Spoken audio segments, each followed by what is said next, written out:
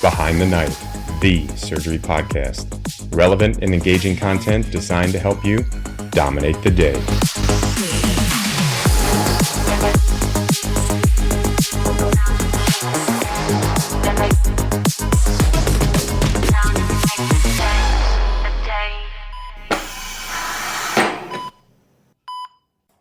Thank you all for your continued listening of Behind the Knife. While many long-term listeners of BTK have used our podcasts and resources while in medical school, we now provide resources tailored to medical student general surgery curriculum.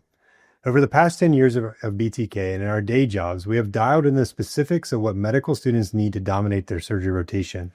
It contains about everything you need to include review text, video, audio segments, pictures, reviewing over about 17 disciplines that you encounter during your time on service. Enjoy the series and dominate the day. Welcome Behind the Knife listeners. My name is Mike Mallah and I'm your host for this Global Surgery Series episode of Behind the Knife. I'm a trauma surgeon and acute care surgeon here in Charleston, South Carolina, and I also do a lot of humanitarian and global surgery work with the program that I run. If you missed the first episode, head on over to Behind the Knife website or app and search for a practical approach to understanding global surgery. It's a great primer. In this episode, we will explore the real-world complexity of global surgery partnerships between high-income institutions and partners in the Global South. We move beyond broad language about equity and bidirectionality to examine what these partnerships actually look like on the ground. We focus on three major themes. First, how global surgery partnerships can create real educational, clinical, and professional value for both sides. Second, how power imbalances around money, mobility, research, publication access can make these partnerships unequal, even when the intent is good. And lastly, how we can approach global surgery more responsibly by centering local needs, avoiding exploitation, and remembering that the ultimate goal is better surgical care for patients. It's really important to note the subject is too large to cover in a single episode, and while I tried to be thoughtful about our guest choice, I fully acknowledge that there are many voices not represented in this podcast. This is not intended to be a holistic conversation, but rather a spark to a much larger and much needed conversation. With that, allow me to introduce my two guests. First, we have Dr. Hugo Stark. He is the chair of surgery at George Hospital, a hospital in the Western Cape in George, South Africa. He is also head of surgical services for the entire catchment area of the Central Karoo region, and he did his undergraduate and graduate medical training at the University of Stellenbosch. Welcome, Dr. Stark. Thank you. I appreciate it, Mike. We also have Dr. Bertram. She is a general surgery resident at Emory, and despite being early in her career, has already spent time in Togo, West Africa, as well as George, South Africa, working with Dr. Stark. She has published several papers and won numerous global health awards. She is also on the Trainee Advisory Council for the Consortium of Universities for Global Health. Welcome, Dr. Bertram. Happy to be a part of this. I want to briefly frame this conversation. In full disclosure, Dr. Stark and I have known each other for several years through our global surgery partnership. That relationship is part of why this conversation is even possible. These topics require a lot of trust because we're talking about power, inequity, money, opportunity, and the uncomfortable realities that exist even in well-intentioned relationships and partnerships. What prompted this episode was a conversation I was part of with Dr. Stark and others about opportunities and cross-Atlantic collaboration. That conversation became a little heated, and it became clear to me that there's often a gap between the language we use in global surgery and the reality on the ground. We use words like equity, bidirectionality, partnership, decolonization. Those words are important, but they often become abstract. The harder question is, what do we actually mean when one institution controls the funding, one side has more mobility, one side has easier access to publication and academic recognition, but yet both sides are still trying to pursue and build something meaningful together? So I want to start with the benefit before we get into the tension. For each of you, how have you personally or professionally benefited from the global surgery work, and specifically, these kinds of partnerships? I benefited hugely as a student and as a trainee from this specific partnership between where I went to medical school in Charleston and George in South Africa.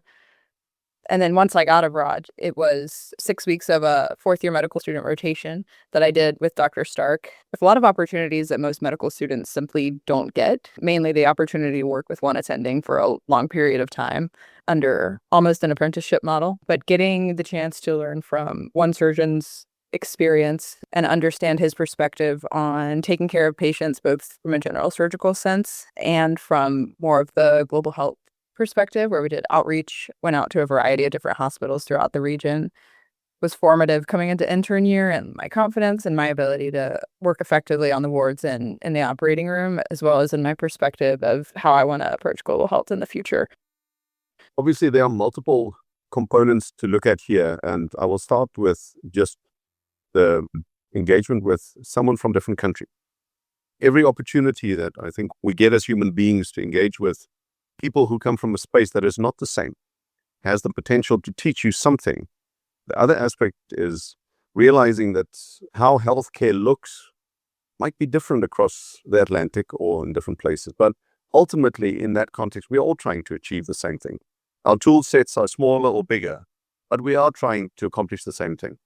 And then from a practical perspective, to have willing hands who want to be trained and taught and see and develop the skills that will also be useful when they go back to where they come from.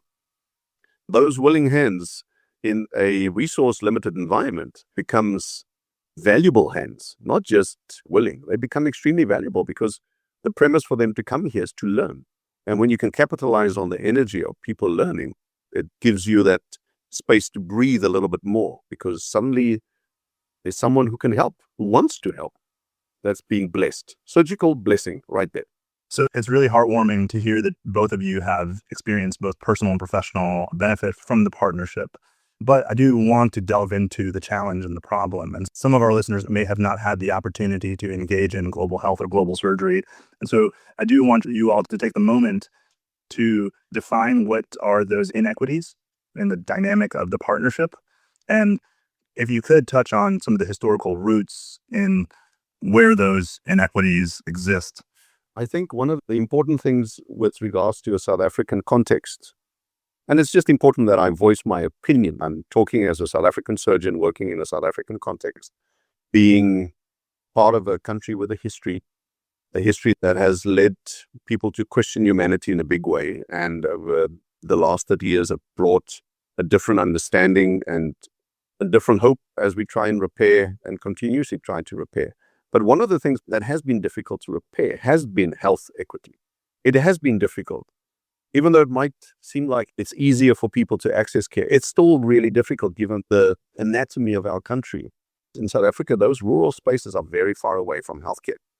And so that inequity has been a big part of the drive of what we've done at our unit, is to try and address that by saying, I'm going to be sensitive to the fact that you are going through a lot of discomfort to come to me as a specialist. So what I can do is let me come to you, because my discomfort does not even remotely come close to what you have to deal with. And so even though the inequity of access still exists, there are platforms on which we are trying to address it because we are aware of it. And unfortunately, money will always have an unfair advantage in the equations of health. Having money offers the opportunity to have access to a different type of care. It's just, there is a different access, which makes it sometimes seem unfair that a waiting list for MRI scans in my environment is 1.5 years for an elective MRI, whereas that is not the case if you have private insurance. So there's this constant awareness that the inequities exist, but then there are real platforms on which we are trying to address it. Yeah, for me as someone from the U.S., the roots of inequity and global health partnerships, the history runs deep in Africa and South America. It's like 600 years worth of history that we'd have to cover to talk about why global health inequity exists. The root of most of this is in the fact that at one point, and still now, part of the world decided to dominate the rest of the world. And that was an extractive process. And most resources for wealth building and building a more stable society were removed from a lot of countries across Africa and South America and the global South. So there's a long history of extraction. And I think it's something that we're trying not to repeat as global surgery comes into vogue. We have a little bit of an advantage. I think we have a little bit more knowledge, hopefully, among the wider academia to consider how to not be so extractive as we build global surgery into a bigger field. You both sparked a lot of thoughts and reactions. I don't mean this to be provocative. I myself am a high-income country. I was not a colonizer personally. I don't have a personal history of slave ownership or resource extraction. Yet I sit in an academic medical center that's reasonably well-funded compared to a lot of centers in the global South. What is my responsibility? I have agendas and I have students and residents that want to go to places and I have administrators that want me to do certain things. But when I compare that to Dr. Stark's context, what is my responsibility now walking that line as a surgeon in the high income context? I think your voice, just by default, carries weight. And so the ability to acknowledge that there are discrepancies actually goes against the grain of being a person in a profession that has a humanitarian undertone. It's there. We want to help people. I think what gets interesting is when we decide to selectively help people. And what happens is the global surgery echoes are, we must help everyone. Look at those poor people who don't have access to care. And so if it has been given such a voice, then do I dare say that we become hypocritical when we say things, but we don't do things after we've said them? Because then it becomes just noise, surgical noise. My question is, why does my voice have a weight? Your voice has money behind it, right? I know because I've watched. It's not easy to get global health funding in the US right now, both from a governmental standpoint and from an institutional standpoint, especially those of us who are operating on state budgets that are less friendly towards international initiatives. But your voice still has money behind it. Your voice has access to money, whether that's grant funding or federal funding or state funding. The things that you say you would like to do, you have a way of getting the funding to do them. Someone in another place could want to do those same things and have all the same great ideas and have no access to talk to someone that could get them money or to apply for money. And I think that's a root of inequities that we see in general. The majority of world wealth is amassed in just a few hands, and it has been for a long time. And most global health funding hasn't changed much. The money is still in the same hands. We've changed our paradigm, or at least we like to think we have, but the money is still in the same hands. And so there's certainly still a lot of control in the hands of people with money. Sorry, there's one thing that maybe I want to add to what Sydney has said about the money. Currency and what it allows people to do changes the way that you can see your potential and your impact. So the fact that you are able to travel means you can go and explore places where you have an interest. But once you phrase that afterwards, you have a better voice to phrase this because you have had access to different voices, whereas those different voices can't come to you necessarily or go actually and visit each other on the same planet like Africa. It's almost, why is it that other people are worried about surgery in Africa? And because they're able to get here and they're able to see the problems and then go back to where they come from. And dare I say, a position of comfort. And then it becomes a conversation about other poor places where they just don't have this. And so your voice is very different than mine. The problem with me as a white South African is I don't necessarily represent the current medium of South Africa. So that changes already my voice. Even in amongst our own people, as a white person, my voice doesn't sound the same and might represent something that has already had a bad history. It's not difficult to understand why your voice is heavier than mine. But I think the problem is when people don't understand the responsibility that comes with having a heavy voice. I believe creating this podcast and trying to amplify voices is at least what I'm doing with that. And I know that Sydney feels the same way. For the listeners who are hearing this podcast, Dr. Stark, as he mentioned, is a white South African, but has chosen to work in the government sector and treating a lot of folks who otherwise wouldn't have access. And so for that, I think humanity owes you a debt of gratitude. It feels to me, because I am in a position of privilege where the funding is coming from my center is setting the agenda. We're setting the agenda. We're setting the priorities. We're choosing the partners, and we are in control. Are we really being respectful of those voices? Are we being mindful of the other partners' agenda because we control the money? I think the other half of colonization and decolonization, when used in the context of global health and global surgery, is extraction.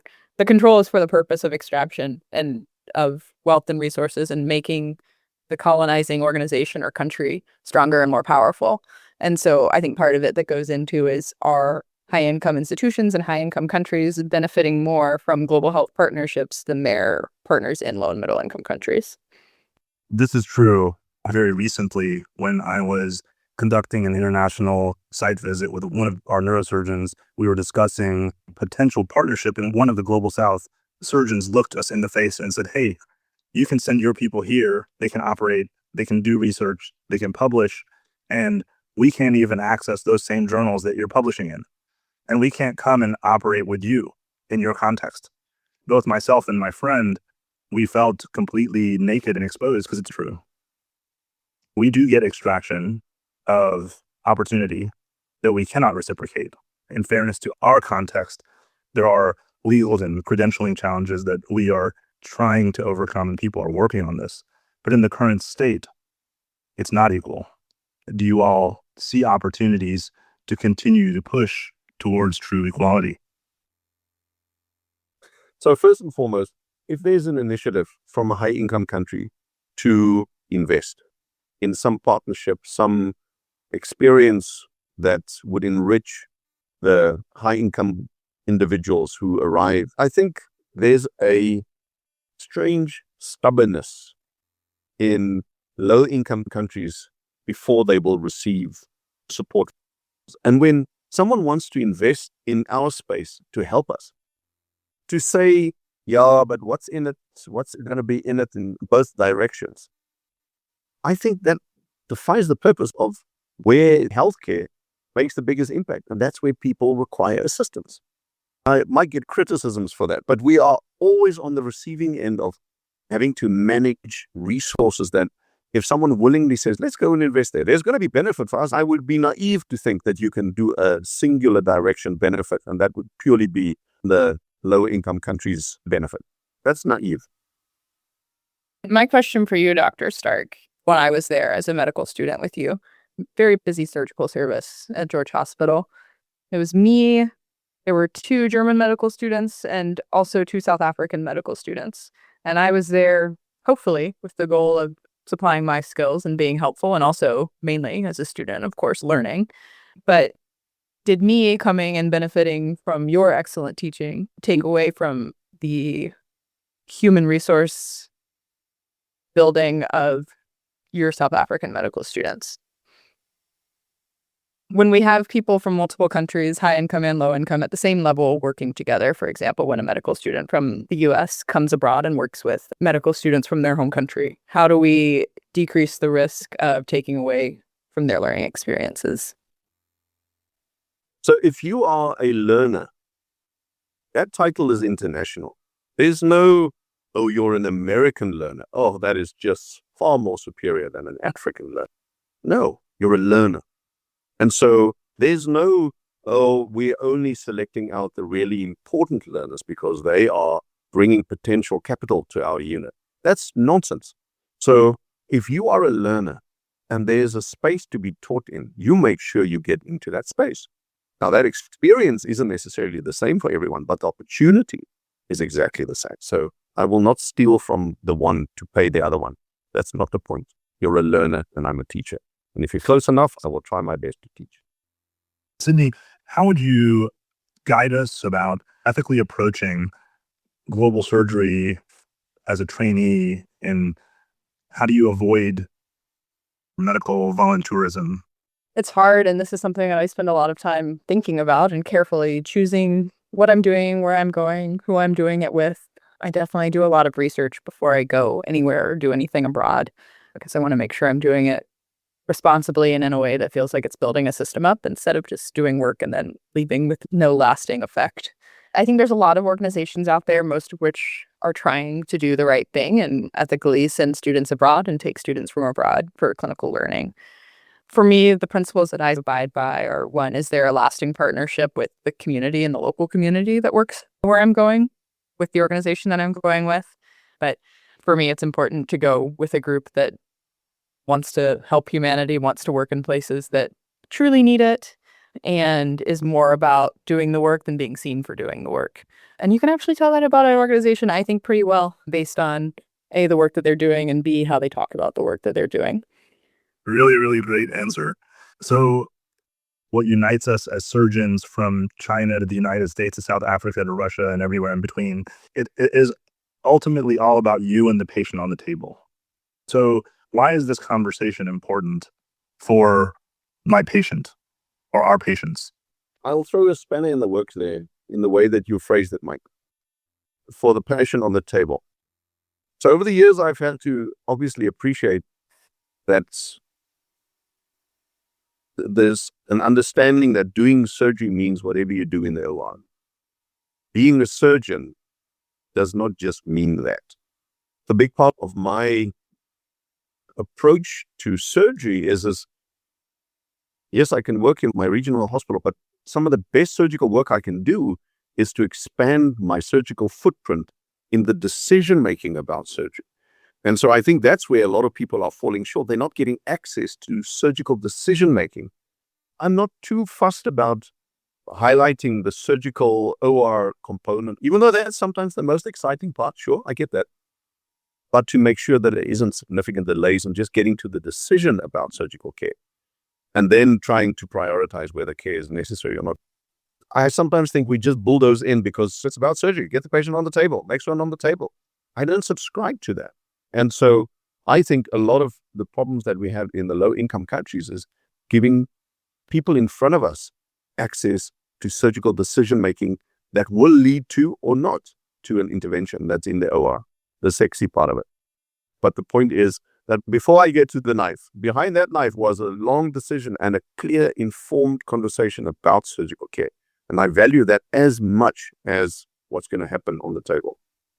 You graciously introduced me as a resident, Dr. Mallah, but I am, in fact, a rising PGY too. And that's what this year has been all about, is about learning how to make decisions in surgical care. It's a treat if I get to the OR, and I love getting to the OR, but there's so much to learn about surgical decision-making, and I think it could be a whole other can of worms to talk about decolonization of surgical training, who is taught how to make surgical decisions, and which patients have access to those people before we even get to the table. Yeah, I heard a quote very recently that hit me like a ton of bricks, that trauma is a political disease. Who gets shot? Who is close and not close to a hospital? And where are those decisions being made? But as surgeons trying to take care of patients, those decisions matter. And all of that is the context swirling around the operating room above you, your patient, and the headlight where you're operating. For the last question, I want to take all that down and ask each of you, if in our partnership, if we could redesign all of our partnerships from scratch today, if we could remove all of the historical baggage, if there was no funding asymmetries, if there was no institutional agendas and hierarchies, what would it look like? How would it be different from what we have today? None of this would exist, right? If we could remove all of the historical baggage and all the damage done by global colonization over the last 600 years, I don't even think we'd be having this conversation. But all the damage has been done and the policies are in place. And although this isn't the optimistic, sunny answer, we're working within the systems that exist. I think the individual choices that we make to call up whatever your equivalent representative is to talk about how you want policy to change. As a group, we can change policy and make our ideal partnership possible. But as individuals, I think we still have a lot of power to say, hey, I want more money allocated here. I want my salary split this way so I have more time to work on this. If you're a resident and don't have any say over your salary, I want to use my research time to do this. there's a lot of individual small decisions we can make to make our partnerships more ideal and more equitable, since we're living in an unideal world. I would love to see the movement of people in and out of spaces that lead to character growth, that promotes, whether it's an American voice with a background as yourself, being able to have an equal voice in one that I would be able to voice as a white South African man. We have a camaraderie and we want to just learn from each other, because I have a different skill set than yours maybe, but I can bring it and you can bring yours and we can share. That's the whole point of sharing experiences, and not just one person talking all the way and the other one just listens because he's got nothing to offer. That's not sharing experiences and strengthening a partnership because the experiences matter on either side of that. It's participating in dialogue about these things with which both of us, all three of us, will talk about this topic and is listened to with the same intensity. That would be my ideal. To arrive in Charleston not as a South African surgeon, but as a colleague of surgery, irrespective of whatever my heritage is. And you arrive here as a colleague of surgery, and we participate together in what it means to care for the health of people. My goodness, before I start tearing up here, because we often feel like we fail in doing that. So, but yeah, I think that would be amazing if we could get to that point. Yeah, it's such a massive disservice to our field, our patients, our colleagues, and to our students and residents across all of humanity that we are not able to so freely exchange ideas, techniques, experiences, pathologies as a result of this history, this legacy that has kept us separated. With that, what departing words do you have for our listeners? I'm just very grateful for the fact that there are platforms on which conversations like this can exist, and that with a click of a button, an audience can be involved in this. And that the hope is that surgery challenges and resolves more issues than the political climate would want to solve, because we understand each other. And this academic concept of global surgery comes to look in human form. I would close with, if we keep talking so much about it being perfect instead of doing it, we'll never get it done. So some of this conversation can be discouraging when people think about, how am I ever going to be a part of global surgery if it's so complicated to get it right? Just start. But also, if we don't talk about it and just do it, we're likely to do harm.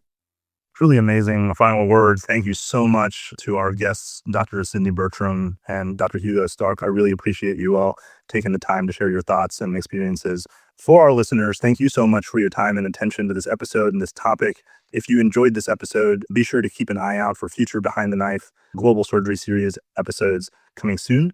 We'll be exploring various additional topics, including potentially surgery in active conflict zones and ethics around global surgery research.